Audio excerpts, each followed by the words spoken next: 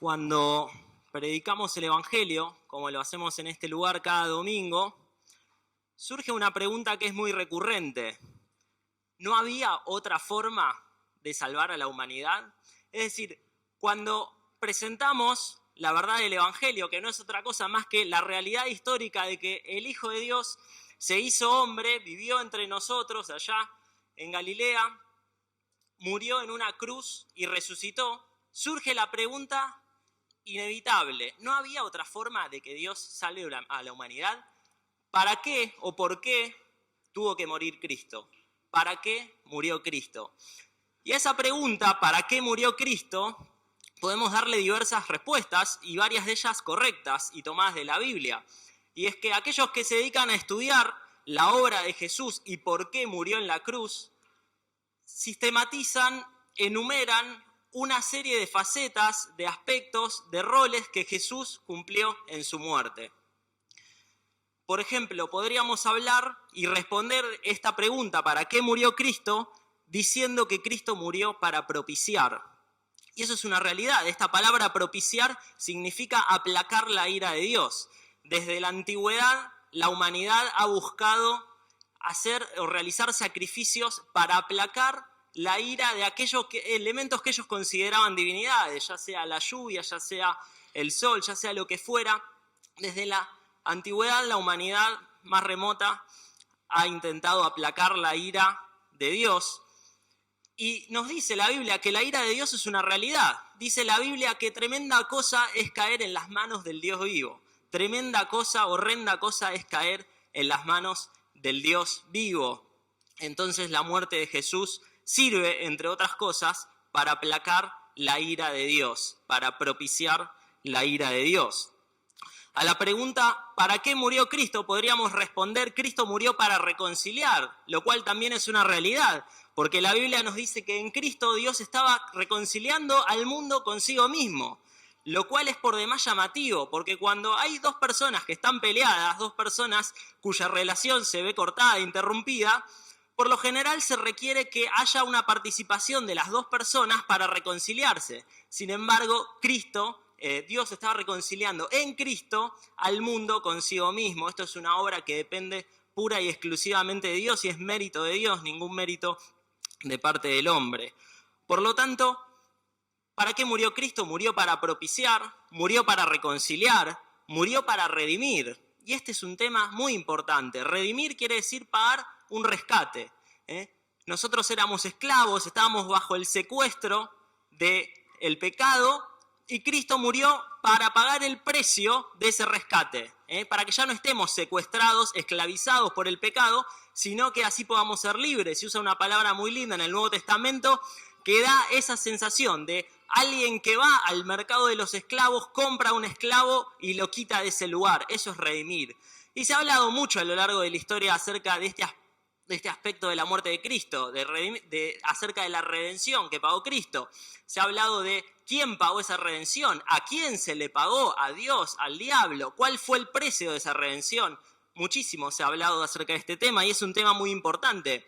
Pero ninguna de estas respuestas es en la que me quiero concentrar hoy. Si bien todas estas son realidades, si bien todas estas son funciones primordiales de la muerte de Cristo y fundamentales para la salvación de la humanidad, no es en estas cuestiones en las que quisiera que nos concentremos en el día de hoy. ¿Para qué murió Cristo? Bueno, la respuesta en la que quiero que meditemos hoy es para sustituirnos. Para sustituirnos. Para ocupar tu lugar y para ocupar mi lugar. Ahora, ¿Para ocupar mi lugar en qué? ¿En dónde? ¿Relativo a qué? ¿Qué quiere decir esto? Que Cristo murió para ocupar mi lugar. Y bueno, vamos a tener que mencionar algunas cosas que seguramente la mayoría ya conocen, pero no está mal recordar. Porque es al saber lo mal que estábamos cuando podemos valorar la magnitud de la obra de Jesús por nosotros. Y tenemos que hablar de cuál es el gran problema de la humanidad. El gran problema de la humanidad no es un problema de índole económico, no es un problema de índole político, no es un problema sanitario, cuestiones de salud pública. El gran problema de la humanidad es la raíz que genera todas esas otras cosas. Y esto ustedes lo saben muy bien, si nos visitás por primera vez, seguramente escuchaste esta palabra, este gran problema es el pecado.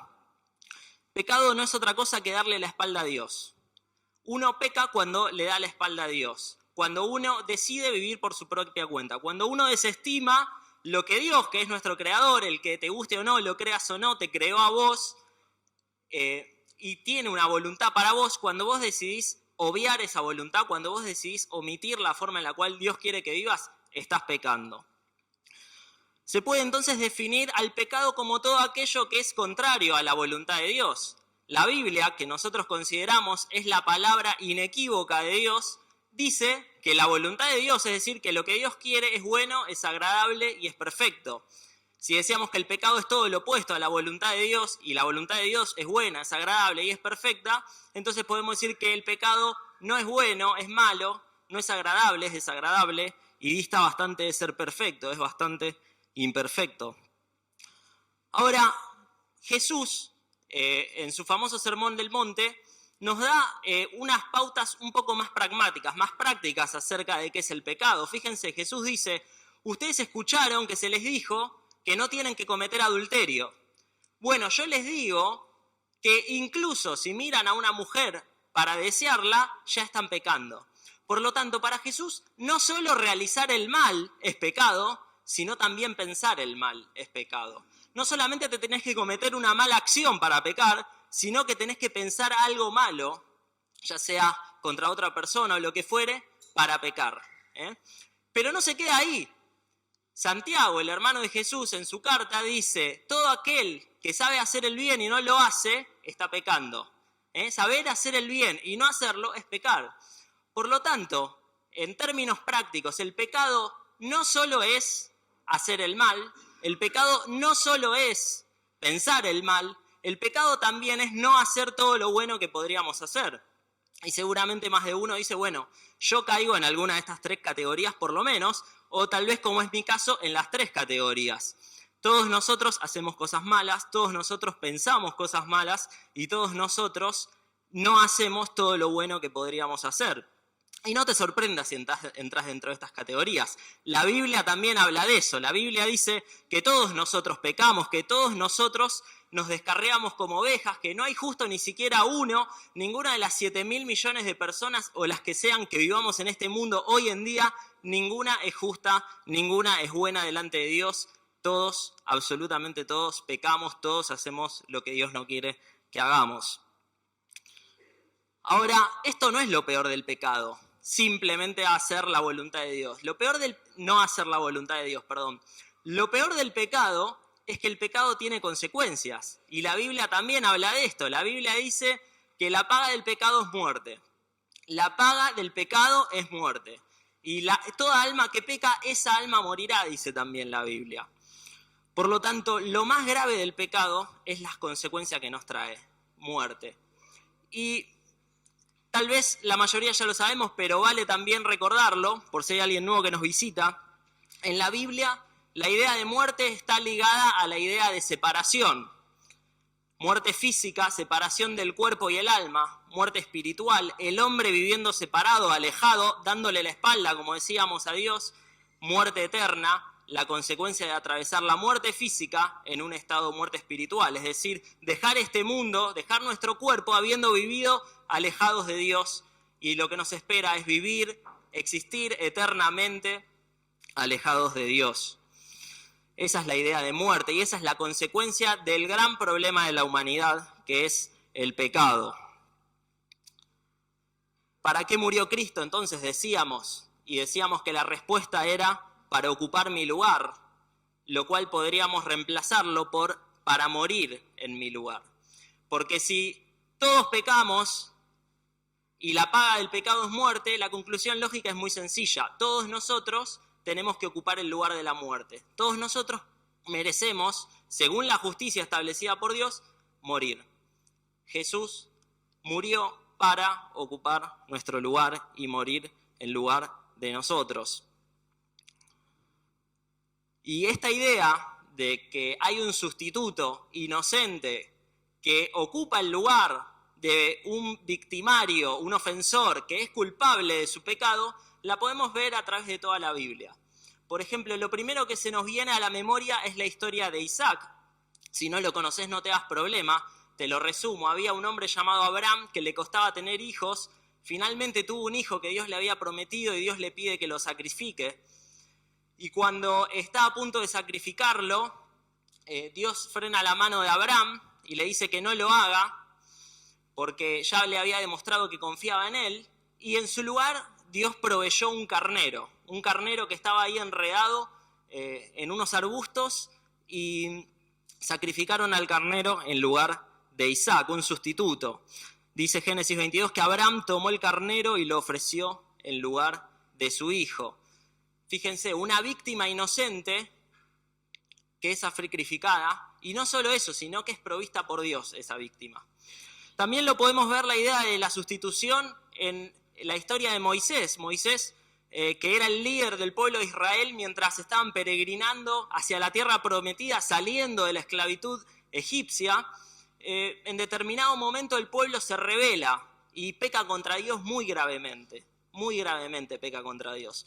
Y Moisés intercede delante de Dios, esto está en Éxodo capítulo 32, intercede delante de Dios y le dice: Señor, perdónalos a este pueblo que ha pecado, y si no, quítame del libro que has escrito. Hay distintas interpretaciones ahí, pero lo que más o menos podemos rescatar es que Moisés se está ofreciendo como un sustituto para pagar la culpa del pueblo que había pecado. La idea de la sustitución la vemos más explícitamente en el Antiguo Testamento, en todas las ordenanzas tajantes a sacrificios de animales. Por ejemplo, en la Pascua, cuando el pueblo de Israel debía sacrificar a un cordero para evitar que el ángel de la muerte de Dios matara al primogénito de cada familia. Y ahí vemos cómo ese cordero es un sustituto para que no haya muerte dentro de ese hogar.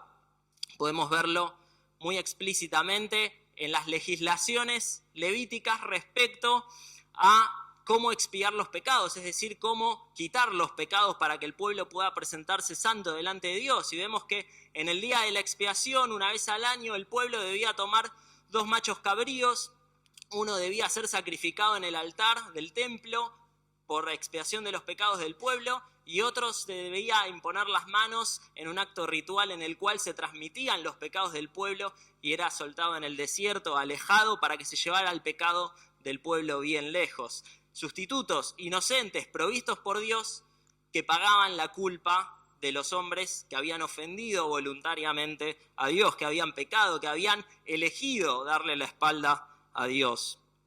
Y finalmente en el Antiguo Testamento podemos ver en su mayor magnitud la idea de la sustitución en el famoso capítulo de Isaías 53, donde hablando proféticamente de Jesús, se dice que Él llevó nuestras enfermedades y sufrió nuestros dolores.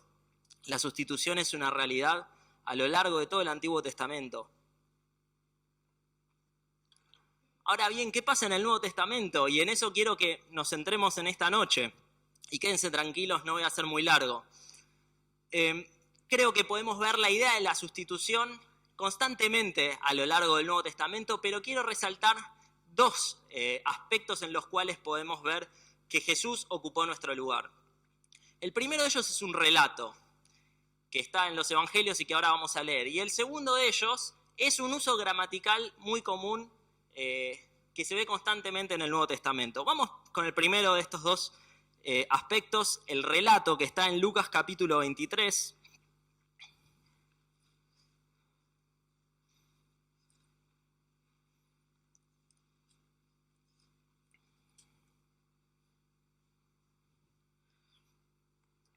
Lucas 23, 13 al 25. Nos encontramos en lo que normalmente se conoce como el Viernes Santo, es decir, el viernes en el cual Jesús fue crucificado.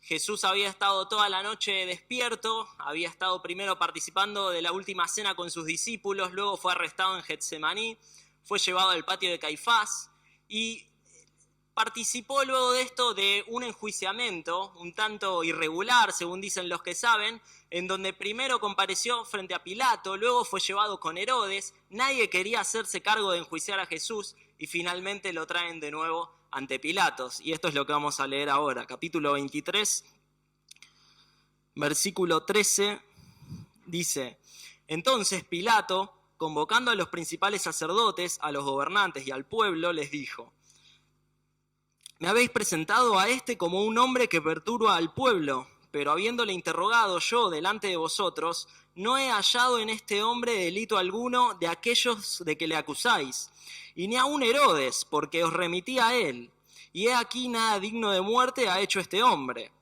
Le soltaré, pues, después de castigarle. Y tenía necesidad de soltarles uno en cada fiesta. Mas toda la multitud dio voces a una, diciendo: Fuera con este y suéltanos a Barrabás. Este había sido echado en la cárcel por sedición en la ciudad y por un homicidio. Les habló otra vez Pilato, queriendo soltar a Jesús, pero ellos volvieron a dar voces diciendo: Crucifícale, crucifícale. Él les dijo por tercera vez: Pues qué mal ha hecho este, ningún delito digno de muerte he hallado en él. Le castigaré, pues, y le soltaré. Mas ellos instaban a grandes voces pidiendo que fuese crucificado, y las voces de ellos y de los principales sacerdotes prevalecieron. Entonces Pilato sentenció que se hiciese lo que ellos pedían, y le soltó a aquel que había sido echado en la cárcel por sedición y homicidio, a quien habían pedido, y entregó a Jesús a la voluntad de ellos. Seguramente este relato lo escuchaste cientos de veces. Tenemos acá un personaje llamado Barrabás que se menciona únicamente en este relato y en sus paralelos, y jamás volvemos a saber nada de él. Podemos saber, por lo que dice Lucas y que no mencionan otros evangelios, que era acusado de sedición, es decir, posiblemente era un rebelde a nivel político. Uno de los tantos caudillos que en Israel buscaban levantarse como guerrilleros en contra de el yugo del Imperio Romano con tal de liberar al pueblo de la esclavitud. Y no solo eso, sino que en alguna de estas rebeliones había sido acusado de homicidio. Se nos dice que era bien conocido del pueblo, posiblemente fuera un líder político bastante popular entre los disidentes. Y Barrabás sabía que la condena que le correspondía por haberse levantado contra el imperio era la peor que le podía ocurrir. Porque si había algo que no toleraba el Imperio Romano, es que desafiaran la autoridad del imperio. Podían hacer cualquier cosa, podían, como es el caso de Jesús, desafiar al estatus religioso, podían hacer otras cosas y tal vez no fueran tan severos con los criminales. Sin embargo, levantarse contra la autoridad del imperio era algo que no se podía perdonar y no le cabía otra pena más que la pena de muerte.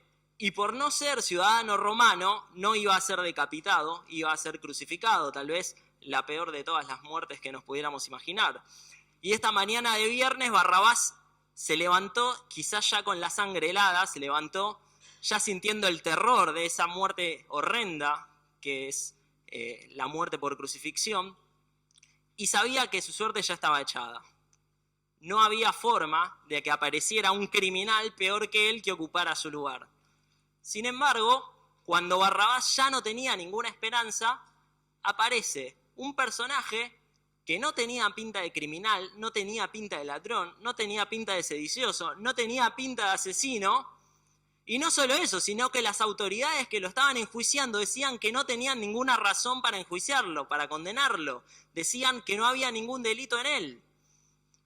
Y cuando escucha esto, seguramente Barrabás dijo: bueno, ya está, mis últimas chances de que alguien me reemplace en esa cruz, de que alguien sea peor que yo, no van a ser hoy, porque este que está acá, mi competencia, es claramente mejor que yo. Sin embargo, ocurre tal vez la injusticia más grande de la historia de de la justicia humana, que es que aunque el juez sabe que es inocente, por razones políticas decide darle la razón al pueblo y quedar bien con el pueblo para no tener problemas y entregar a Jesús para que sea crucificado y liberar a aquel que había cometido un crimen imperdonable, el crimen de sedición. Entonces podemos claramente ver cómo la idea de sustitución por parte de una víctima inocente, ocupando el lugar de un victimario culpable, se hace carne y se hace explícitamente tangible en la historia de Jesús y Barrabás. Yo no me imagino cómo se habrá sentido Barrabás. La verdad no se nos dice nada de él. No sé si después de esto él tuvo un giro de 180 grados y dejó de buscar el reino terrenal que él tanto estaba buscando y se inclinó a buscar el reino de los cielos que Jesús había venido a presentar, o si siguió en la suya y posiblemente una semana después lo volvieron a atrapar y lo crucificaron. Realmente no lo sé, me gustaría creer la idea romántica de que Barrabás se convirtió al cristianismo, no te lo puedo afirmar. Sin embargo, nadie como Barrabás sintió en la historia de la humanidad tan explícitamente el hecho de que Jesús murió a causa de sus transgresiones, el hecho de que Jesús cargó sus fallas, cargó sus enfermedades y que por su llaga fue curado. Barrabás es un ejemplo clarísimo de cómo Jesús ocupó nuestro lugar, porque nosotros no somos mejores que Barrabás, porque nosotros también somos pecadores como Barrabás, porque nosotros también nos alejamos de Dios y le dimos la espalda a Dios como Barrabás, y porque también merecemos la muerte por paga de nuestro pecado como la merecía Barrabás. Sin embargo, Jesús ocupó nuestro lugar. Ahora bien, les había dicho que el segundo punto en el cual quería que meditáramos y en el cual vemos representada la idea de sustitución en el Nuevo Testamento tiene que ver con un aliciente gramatical y es el uso de algunas preposiciones en el Nuevo Testamento. Ustedes saben que una preposición es una partícula del lenguaje que lo que hace es establecer una relación entre dos cosas, entre dos elementos, entre dos entidades, en un discurso, en un relato, lo que fuera. Por lo tanto, si queremos saber cómo se relaciona la muerte de Jesús con nosotros, cuál es la relación de Jesús con nosotros, podemos ir a ver qué preposiciones se usan en los casos en los que se relacionan nuestro beneficio con la muerte de Jesús. Y hay dos particularmente en la lengua original del Nuevo Testamento que se usan muchísimo, hiper y anti, que se usan más de 170 veces y siempre se traducen de la misma forma. Por causa de, en beneficio de, o simplemente con la palabrita por, que engloba todo eso. Y hay dos versículos particularmente que quisiera que leamos donde se utilizan estas preposiciones y podemos ver dos aspectos acerca de el sacrificio sustitutorio de Jesús por nosotros. El primero de ellos está en Romanos, famoso pasaje, capítulo 5, versículo 8.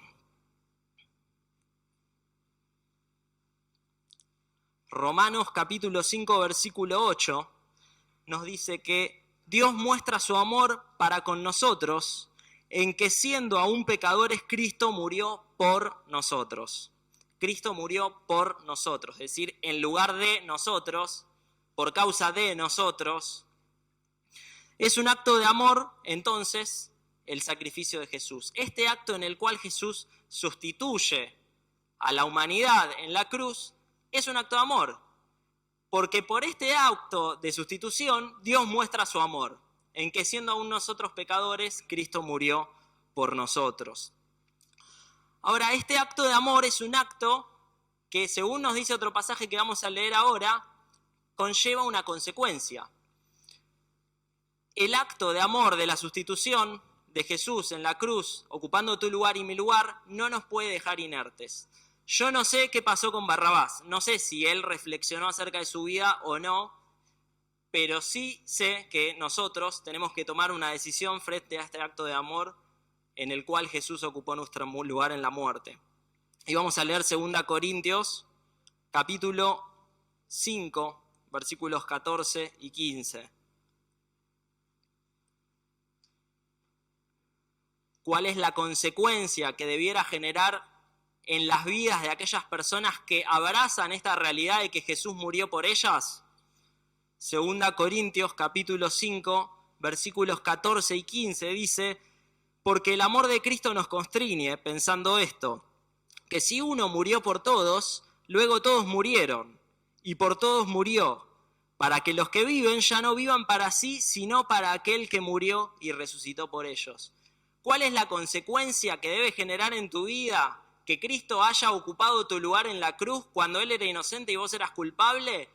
La consecuencia que debe generar es vivir para Él. Lo dice claramente, fíjate, para que ya no vivan para sí, sino para aquel que murió y resucitó por ellos. Ahí la preposición en estos versículos la tenés 2 veces. En lugar tuyo, por causa tuya, murió por vos. ¿Para qué murió Cristo? Para ocupar tu lugar y para que vivas para Él, para que haya un cambio en tu vida, para que no sigas viviendo de la misma forma, sino para que comiences a vivir con un sentido, y el sentido es servirle, honrarle. Este acto de amor que significa que Jesús haya muerto en la cruz por vos, tiene que cambiar la razón de tu vida, tiene que instarte a que empieces a vivir buscando honrar a Dios, tiene que motivarte a llevar una vida que honre a Dios. Este acto de amor tiene que controlar todas nuestras acciones, tiene que dominar nuestra vida. Como lo resume Pablo en lo que leímos, tenemos que vivir para Él. En Romanos capítulo 14, no lo busquen, yo se los cito, 14, 7 al 8, Pablo dice algo parecido. Él dice: porque ninguno de nosotros vive para sí y ninguno muere para sí, pues si vivimos, para el Señor vivimos, y si morimos, para el Señor morimos. Así pues, sea que vivamos o que muramos, del Señor somos. ¿Para qué murió Cristo? De nuevo, para ocupar tu lugar. El que tenía que morir eras vos, el pecador sos vos, el pecador soy yo, y la paga del pecado es muerte. El que tenías que morir sos vos. Pero murió Cristo. Esa es la curiosa economía de Dios. Ese es el curioso plan de Dios por el cual llevó a morir a su propio Hijo. Es el plan de Dios por el cual Dios decide, para que no nos perdamos nosotros, para que no nos muramos nosotros, matar a su propio Hijo. Porque en el último análisis eso es lo que pasa. Dios mata a su propio Hijo en sacrificio por nosotros. Hay un himno que solemos cantar, que me encanta, dice: que carga inmensa, oh Señor, fue impuesta sobre ti. Tú padeciste con amor el mal que merecí cuando en la cruz, Señor Jesús, moriste en vez de mí. ¿Para qué murió Cristo? Para ocupar tu lugar. Andate de este lugar con esa idea grabada en la cabeza, porque la creas o no la creas, es una realidad. Y a eso se resume básicamente el mensaje del Evangelio. En que vos tenías que morir por tu pecado, pero Jesús decidió morir por vos. Ahora bien, no te voy a pedir que hagas ninguna oración, que repitas conmigo nada, no te voy a pedir que levantes la mano, porque sencillamente no veo ni que Jesús ni los apóstoles hayan pedido eso nunca, pero sí veo que para que seas salvo, es decir, para que la muerte de Jesús valga la pena en tu vida y realmente cargue tus pecados en la cruz y esta salvación sea efectiva en tu vida, sí veo que los apóstoles, es decir, los seguidores de Jesús, ordenan que hay que hacer 2 cosas que son ineludibles. Pablo en Hechos, capítulo 16, dice esto que tengo acá: cree en el Señor Jesucristo y serás salvo. Creer. Pedro, en su discurso de Hechos, capítulo 2, dice: arrepiéntanse. Arrepiéntanse. Creer y arrepentirse. 2 cosas que son inseparables. Una es la consecuencia de la otra. Si vos crees de corazón, te vas a arrepentir. Así como el hecho de abrazar el acto sustitutorio de Jesús para tu vida, el hecho de reconocerlo, de creerlo, conlleva a una consecuencia, que es vivir para Cristo. Creer de corazón, creer depositando tu fe entera y depositando tu vida en la obra de Jesús, que murió por vos en la cruz, va a llevar un arrepentimiento de tus pecados, para que ya no sigas viviendo igual, sino que vivas honrando a Dios. Ninguna otra cosa que puedas hacer para ganar el favor de Dios, ninguna otra cosa que puedas hacer para salvarte y eludir la muerte eterna que está anunciada en la Biblia para aquellos que deciden vivir en pecado, que deciden no aceptar el perdón de Dios por medio del sacrificio de Jesús.